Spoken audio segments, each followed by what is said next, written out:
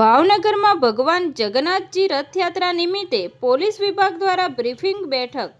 આગામી 16 જુલાઈના રોજ ગુજરાતની બીજા નંબરની ગણાતી ભગવાન જગન્નાથજીની 41મી રથયાત્રા ભાવનગરમાં યોજાવા જઈ રહી છે.